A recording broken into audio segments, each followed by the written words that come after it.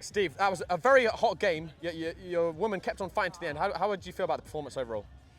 Listen, we never fault the effort of the girls. All the girls put in 110% from walking on the field to coming off the field. It was one of them games. It was very warm out there on the turf. We only had 3 outfield subs, so we had to use them sparingly. But I think actually it was a fair result. I think they definitely edged it in the first half. They had more possession, such like, and I thought we pushed them back in the second half, but we really didn't carve them open the way I wanted them to. And that was your 3rd clean sheet in a row. How happy have you been with your defence recently? I'm a firm believer that you attack from the back and defend from the front. So it's a whole team thing of the way we push them into the same areas, etc. So I was pleased with that. But on the flip side of that, we've only now scored 7 goals in 7 games. So we're very, very difficult to break down. But on the other side of it, I don't think we get enough people, and we just saying to the girls afterwards, we don't get enough people in the box, we don't get enough overlaps from the full-backs, we don't slip people in properly, so we've got to work on that, but the attitude and the work rate is wonderful. And lastly, I have to ask you about the controversial moment at the end. Did it look offside to you or not? What did you say to the linesman afterwards?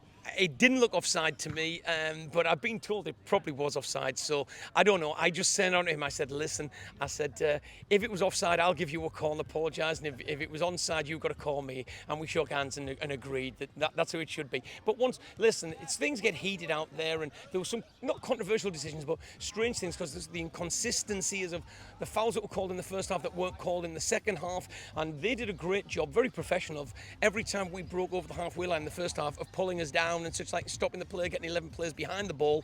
But then in the second half, he didn't call them same things the other way. So, but listen, you can't blame the referee for a 0-0. We didn't create enough chances and take any, and they didn't either. So I think 0-0 was probably a fair result. And who are you going to be facing up against next? Next Tuesday, we're actually at a rearranged game against Brooklyn City, who are a good side. Every side we play is good. We haven't had any easy games, and we've had all tough games. The good thing is that we're in every single game.